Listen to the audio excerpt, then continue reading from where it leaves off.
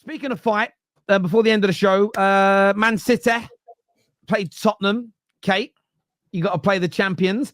You could make it 5 defeats on the bounce for them. Will you do that at the Etihad this weekend? No, I don't think so. I'd love to say yes. We're terrible away from home. Absolutely diabolical away from home at the minute. I can't see anything but a City win. There's rumours that they've got Kevin De Bruyne back. John Stones coming back. We've got Bentancur out, Van der Ven's out, Romero might be out, Kulu might be out. Yeah, it doesn't bode well. Who are you going to play? You've got no one. We did it last year, though, Tom. We had 4 fullbacks last year. Yeah, we did. I can't see anything other than City beating us. I don't think the problem this time will be Dragusin will play, and I don't think he's very good. The weird thing about Dragusin is a couple of times I've said he's been good, but I just don't think he really fits the system. But then we've got quite a few players who I'm not sure fit the system. So, but I'm going in expected to lose. So anything other than a loss will be a result. But we'll see. But just to put that.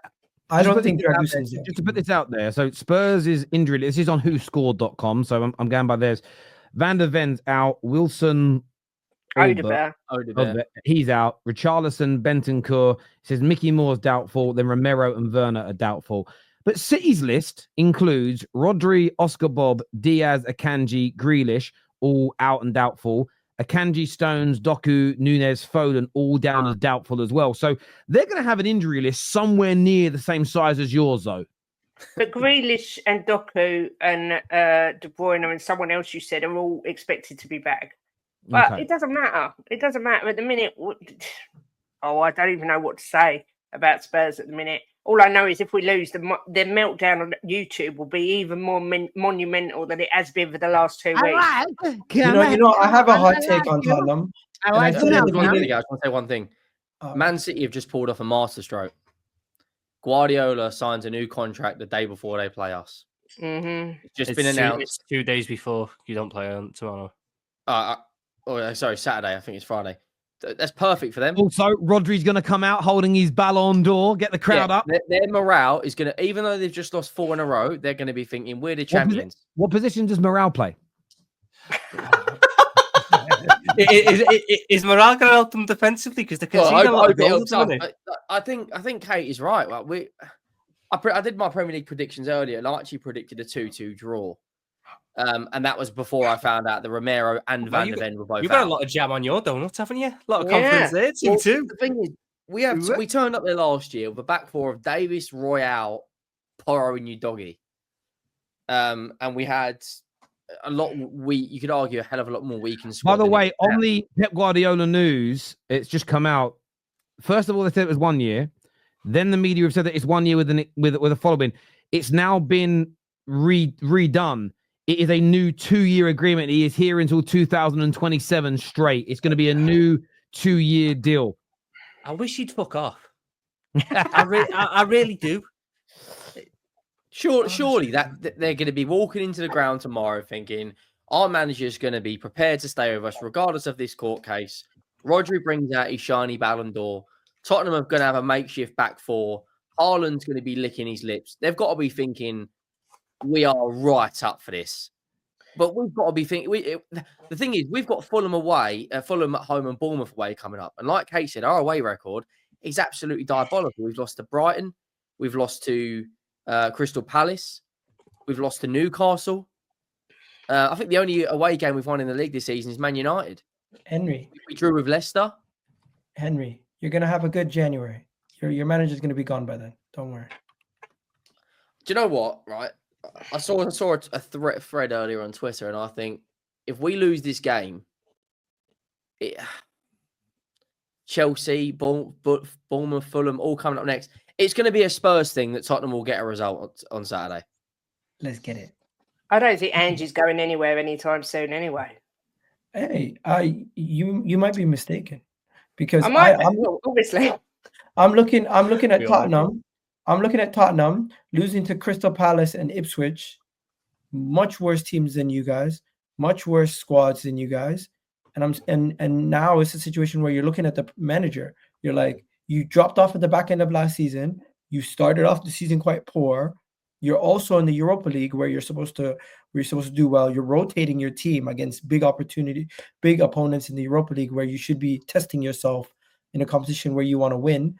If he gets knocked out of the League Cup, or he gets knocked out in the FA Cup, you pretty much are going to be down to one more competition that you can try to win. I don't think you guys are going to be competitive in both cup competitions in domestically and you're talking if spots a month in ago, Europe. But then here's the main issue.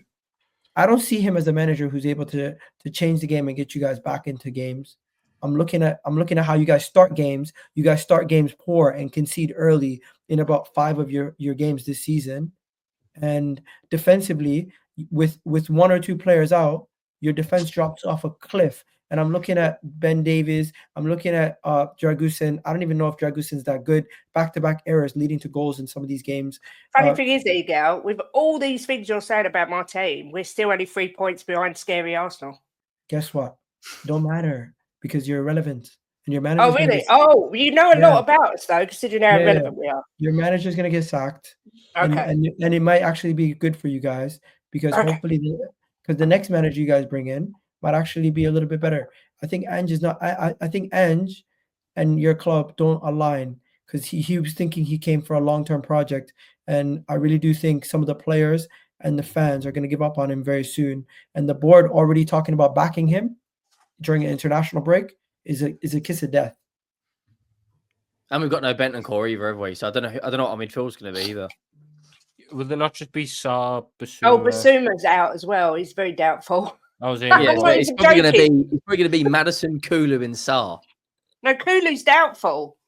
Oh. He's got his shoulder. He went off injured. You can play Archie Gray in midfield. It's going to be Bergvall. Yeah, I think Archie Gray will come in actually and play in midfield. Well, why do you think Ange is going to stay? If you start losing, he's going to lose. He's going to be gone. Because Ego, let me explain something. Yes, we don't win anything ever. So why sack him? What's the benefit? We're still in all the cup competitions as it stands, right? So why bother sacking him? We've not got no chance in the league. He needs to put his eggs in one basket and go for the cups. I don't see the point. Tottenham fans screaming for him to be sacked. Why? The main problem's still there. Daniel Levy's still going to be there. You bring in some other poor sod, the same thing's going to happen. It happens every time. What managers even are there on the market now? Exactly.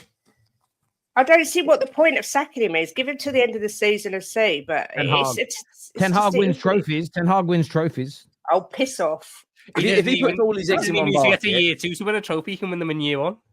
If we put all our eggs in one basket and do absolutely everything possible to win a trophy, everyone will get behind him. But it's the results in the league where we're losing Palace and Ipswich. No, I get that. I look at Spurs this way, and this isn't a dig; it's the truth. If he wins you the League Cup this year, he becomes one of the greatest managers in your club's history and a hero. So he only has to win a League Cup to become a hero. No, that's not a dig; it's the truth. It's the truth. If he wins if he wins a fucking FA Cup, he gets a statue. Like legitimately, if he wins a trophy, what if he wins the Europa League? Massive. For them. If it was the Europa League, I'm running up and down my street naked and getting a great big tattoo of Ange Postecoglou on each of my boobs, just so we know. Wow. So that's how likely I think that's going to be. But, you never know. Congratulations. That'll be a good night for Jimbo, that will, won't it? Jesus Christ. Jimbo will be loving that one. Score predictions for City versus Tottenham. What are you going with, Tom? I could do with Tottenham getting something out the game, so 1-1. So what do you think will happen? What I think will happen is Man City 3-0. But what I want to happen is 1-1. What are you going with, Kate? I'm going with 3-1 City. Egal? I think it's going to be a closer game than everyone thinks. Maybe 2-1 City. Henry Wright? Desmond 2-2. I can't believe I'm the one, Kate, at saying that we're going to get something here, by the way. Team tactics? 2-1 Tottenham. Say that again. 2-1 Tottenham. It'll be a narrow. What I'm thinking of is a very narrow path to victory. I watched Man City on 2 separate occasions, one against Brighton. I can't remember the other team. Literally tail off in the second half. Belieber by himself handled their entire midfield. They just don't have the running power anymore. And Tottenham, for all their failings, do have lots of running power in their midfield. And if you show some resolve and some mentality, and City show the same kind of lack of finishing and conversion in front of the Tottenham goal, you might get a little bit lucky. So I'm going to go for the narrow path to victory for Tottenham, 2-1. I like it. I'm going to go with 3-0. City, What's of course. Yeah, no, I think City will win.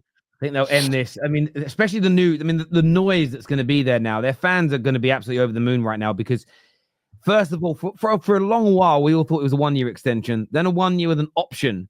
Now he's there for 2 more years. Their fans are going to be going wild. And I just feel sometimes that euphoria, the little break, Spurs being a bit vulnerable. Yeah, I'm going to go 3-0 City in this game. I hope Spurs do win, by the way. I want Spurs to win, but I'm predicting a 3-0 victory for City.